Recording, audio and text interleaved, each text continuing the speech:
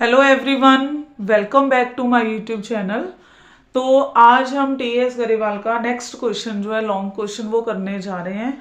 तो इस क्वेश्चन में आपको बोला गया है कि तीन पार्टनर है N S and G were three partners in a form और उनकी जो रेशो है वो दी हुई है 2:3:5 और ये उनकी बैलेंस शीट है। अब इसमें से जी रिटायर हो रहा है। कौन रिटायर हो रहा है? जी। ठीक है, तो इसमें फर्स्ट पॉइंट है, ये पॉइंट देखने वाला है, ध्यान से देखना है इसको। Debtor of 6,000 as bad and provision created 5%, patents completely written off. ठीक है, और stock machinery building were depreciated by 5%। Unrecorded creditor जो है वो है 30,000, गुडविल ऑफ द फर्म है 90,000 और आपको न्यू रेशियो दी हुई है। और इस क्वेश्चन में बोला है पास द नेसेसरी जर्नल एंट्री। तो आपने इस क्वेश्चन में जर्नल एंट्री जो है वो पास करनी है।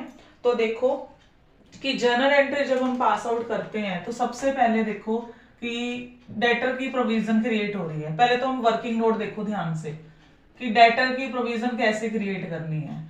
हमारे पास जो न्यू बैड डेट्स हैं, न्यू बैड डेट्स वो कितने हैं? 6,000। इसमें ऐड करते हैं न्यू प्रोविजन जो हम क्रिएट कर रहे हैं। तो देखो न्यू प्रोविजन कैसे क्रिएट की जाती है। 1,35,000 के डेटर है, उसमें से 6,000 मैंने लेस कर दिया और उसका कितने परसेंट करना है हमने? 5%। तो जब हमने इसका 5% किया तो ये मेरे पास आ रहा है 6,450। तो टोटल जो हमारी प्रोविजन है वो बन रही है 12,450। बट यहाँ पे जो ओल्ड प्रोविजन है वो है 15,000। तो इसका मतलब प्रोविजन कम बन रही है बट हमने क्या है ज्यादा डाली हुई है।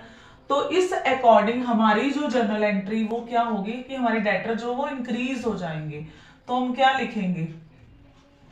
Debtor account debit to revaluation account. कितने से इंक्रीज करेंगे? पुरानी प्रोविजन थी 15,000, उसमें से 12,450 हम क्या कर देंगे? लेस कर देंगे। तो हमारे पास आएगा 2,550। तो ये हमारी फर्स्ट जर्नल एंट्री होगी जिसमें हमने क्या है डेटर की प्रोविजन क्रिएट की है। तो ध्यान रखना है कि जब भी आपको old bad new bad debt दिए हैं और प्रोविजन भी बोला है क्रिएट करने के लिए, तो पहले आपने प्रोविजन टोटल कैलकुलेट कर लेनी कितनी बन रही है और फिर उसको ओल्ड प्रोविजन के साथ इसके साथ आपने कंपेयर करना है। अगर तो हमारी प्रोविजन जो निकाली है वो कम है तो इसका मतलब डेटर इंक्रीज हो रहे हैं। और अगर मान लो यहाँ पे 15 होता और यहाँ पे 12,450 होता तो हमारी प्रोविजन जो है वो क्रिएट हुई है तो हमारे डेटर क्या है? कम हो रहे हैं। ठीक है, अब सेकेंड जर्नल एंट्री पे आते हैं। Patents will be completely written of, stock machinery building will be depreciate. तो ये सारी चीजें कम हो रही है। जब सारी चीजें कम होती हैं, एसेट्स कम होती हैं, तो हम उसको क्या करते हैं? क्रेडिट। तो हम यहाँ पे करेंगे revaluation account debit to patents to stock to machinery. ये सारी चीजें हमारी कम हो रही है और साथ में बिल्डिंग। ठीक है, तो ये आ गया। अब इसमें पेटेंट्स तो कंप्लीटली उसने बोला है कि वैल्यूलेस हो रहे हैं तो 90 के 90 ही एज इट इज हम क्या है डाल लेंगे। फिर आ गया स्टॉक। स्टॉक है 1,50,000 और 1,50,000 का जब आप 5% करोगे तो आपके पास आएगा 7,500। तो आपके पास स्टॉक जो आएगा वो कितना आ जाएगा? 7,500।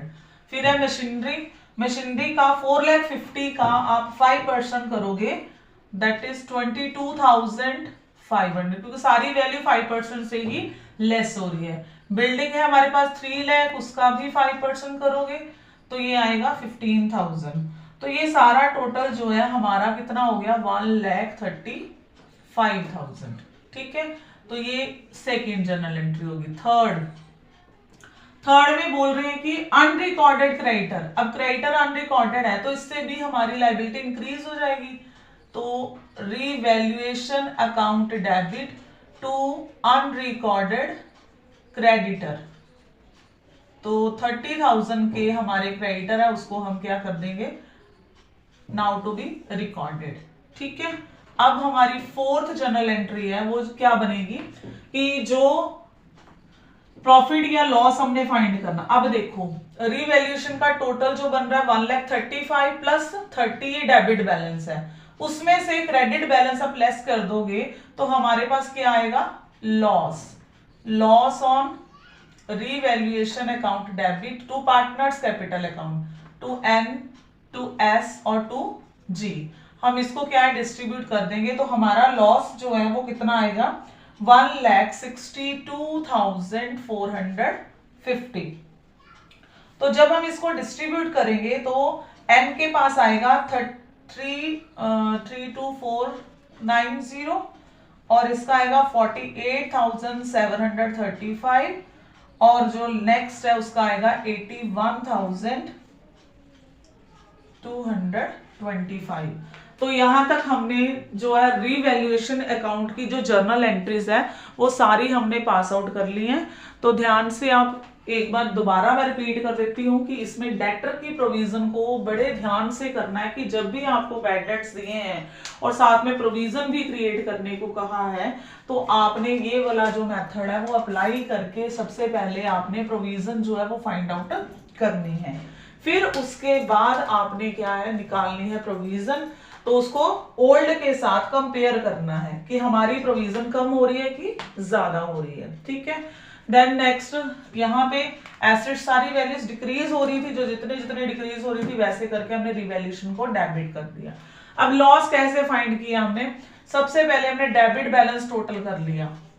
तो डेबिट बैलेंस आ रहा है 1,65,000, क्रेडिट बैलेंस कम है तो यहाँ पे है 2,550। तो इसका मतलब हमारा क्रेडिट में बैलेंस बच रहा है, तो क्रेडिट में क्या होता है, लॉस। फिर हमने इस लॉस को पार्टनर्स में डिस्ट्रीब्यूट कर दिया उनकी रेशियो के अकॉर्डिंग।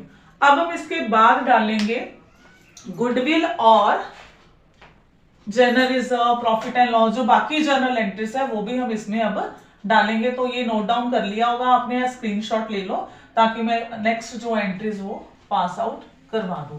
अब हम नेक्स्ट जो जर्नल एंट्रीज है वो आएगी हमारी गुडविल की, जो कैपिटल अकाउंट में आती है। तो गुडविल की क्या एंट्री होती है, जब आप डालते हो तो गुडविल की जो जर्नल एंट्री हमने डालनी है, जो पार्टनर रिटायर हो रहा है, ठीक है, तो उसको क्या करोगे आप जर्नल एंट्री में क्रेडिट करोगे और रिमेनिंग पार्टनर वो जो है वो डेबिट करोगे। गुडविल की जो जर्नल एंट्री होगी वो क्या आएगी आपके पास, रिमेनिंग पार्टनर। तो इसके लिए सबसे पहले देखो न्यू रेशो दी हुई है और ओल्ड रेशो, तो सबसे पहले हम गेनिंग रेशो फाइंड करेंगे, एन्स गेन, न्यू माइनस ओल्ड। तो न्यू रेशो है 2/5 और ओल्ड कितनी है 2/10। 10 एलसीएम 4 माइनस 2, 2/10। ऐसे ही हम एस का गेन निकालेंगे। एस का गेन वही न्यू रेशो है 3/5, ये रही इसकी न्यू रेशो 3/5 और ओल्ड कितनी है 3/10। तो वही 10 एलसीएम 6 माइनस 3, 3/10। तो 2:3 उसकी किसकी आ गई, गुडविल की गेनिंग रेशो। तो 90,000 में से उसका शेयर फाइंड करेंगे और एंट्री पास करेंगे। तो जो गेन कर रहे हैं उसको डेबिट कर देंगे। एन्स कैपिटल अकाउंट, ये हमारी 5th जर्नल एंट्री बनेगी। N's capital account debit, S capital account debit to जो रिटायर हो रहा है जी's कैपिटल अकाउंट। तो एन का जो शेयर है 90,000 में से उसका एन जो जी रिटायर हो रहा है उसका शेयर निकालेंगे, दैट इज 5/10। 90,000 का 5/10 करोगे तो यहाँ पे आएगा 45,000। 45,000 को जब आप 2:3 में डिस्ट्रीब्यूट करोगे तो हमारे पास आएगा 18,000 एंड 27,000। तो ये होगी आपकी गुडविल की जर्नल एंट्री, क्योंकि हमें जर्नल एंट्री ही पूछी गई है यहाँ पे और कुछ नहीं पूछा इस क्वेश्चन में। तो उसके बाद नेक्स्ट जो है 6th जर्नल एंट्री, यहाँ पे देखो जनरल रिजर्व है। तो जनरल रिजर्व तो हमने डिस्ट्रीब्यूट करने होते हैं। General reserve account debit to old partner, जितने भी पार्टनर है उनको, to N, to S, to G. 90,000 के जनरल रिजर्व है, इसको ओल्ड रेशो में आप डिस्ट्रीब्यूट कर दोगे तो यहाँ पे आएगा 18,000, 27,000 एंड 45,000। तो ये जनरल रिजर्व डिस्ट्रीब्यूट हो गए। देन लास्ट जो है हमारी एंट्री प्रॉफिट एंड लॉस, जो हमें लॉस दिया हुआ है उसको डिस्ट्रीब्यूट करना है। तो इसमें क्या करोगे, N debit S debit G to profit and loss. तो ये प्रॉफिट एंड लॉस हमारे पास है 75,000 का। तो जब हम इसको डिस्ट्रीब्यूट करेंगे तो एन के कैपिटल में आएगा 15, रेशो ओल्ड रेशो में ही डिस्ट्रीब्यूट करना है, जो हमारे पास 2:3:5 दी हुई है।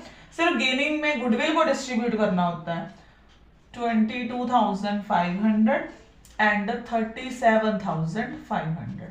तो ये थी इस क्वेश्चन की जर्नल एंट्री, जिसमें सिर्फ उन्होंने क्वेश्चन में जर्नल एंट्री ही पूछी हुई थी। तो हमने उस क्वेश्चन के अकॉर्डिंग पहले रीवैल्यूएशन के अकॉर्डिंग जर्नल एंट्री पास की है, फिर हमने कैपिटल अकाउंट में जो जो चीजें आती है, जैसे गुडविल आती है, रिजर्व आते हैं, अगर कोई प्रॉफिट एंड लॉस का बैलेंस है वो डालते हैं, ठीक है। बाकी जो लॉस वाली वो तो मैंने पहले ही आपको डिस्ट्रीब्यूट करके बता ही दी है कैसे डिस्ट्रीब्यूट करनी है।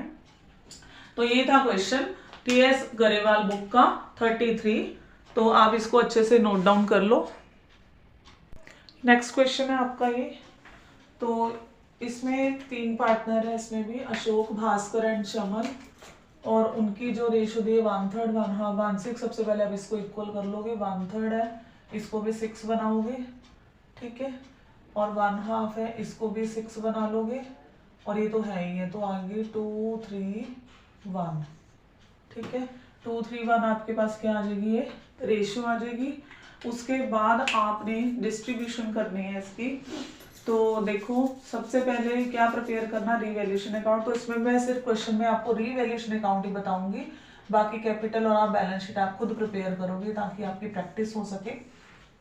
तो देखो रीवैल्यूएशन में सबसे पहले देखो क्या है, plant will be reduce by 10% and furniture by 5%। तो प्लांट रिड्यूस हो रहा है to plant and furniture also reduce to furniture. जो प्लांट है वो रिड्यूस हो रहा है आपका 10%। तो प्लांट आपका 4 लाख का है, 10% आएगा 40,000।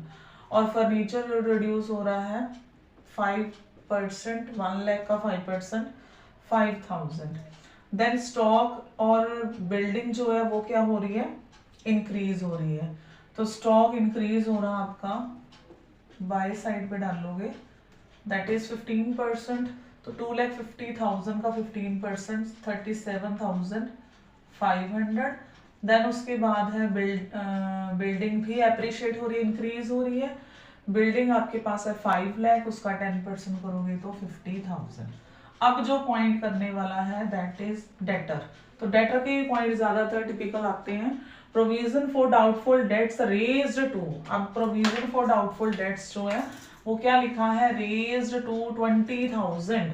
तो यहाँ पे ओल्ड प्रोविजन आपको दिए 5,000, ये रेज्ड टू वर्ड लिखा है तो 20,000 रेज हुई है, तो लेस करके प्रोविजन इंक्रीज हो रही है, दैट इज 15,000। तो ये सारे जितने भी डेटर के पॉइंट है वो आपने ध्यान से करने हैं। तो यहाँ पे 2 वर्ड लिखा था, इसलिए हम कंपेयर करेंगे कि हमारी पुरानी प्रोविजन 5 है और न्यू 20 है, तो how much amount will be increase to provision 15,000। Okay, अब हम क्या निकालेंगे, प्रॉफिट और लॉस। तो टू प्रॉफिट यहाँ पे आएगा 27,500, जिसको आप डिस्ट्रीब्यूट कर लोगे ओल्ड रेशो में। उसके बाद नेक्स्ट जो पॉइंट है, कोई भी ऐसा पॉइंट नहीं है जो आपको करने वाला मतलब आपको ना आता हो, तो आपने खुद से प्रैक्टिस करनी है कैपिटल अकाउंट की और बैलेंस शीट की, ताकि हम आगे नेक्स्ट क्वेश्चन कर सकें। वीडियो अगर पसंद आती है तो उसको लाइक शेयर सब्सक्राइब ज़रूर करें। Thank you.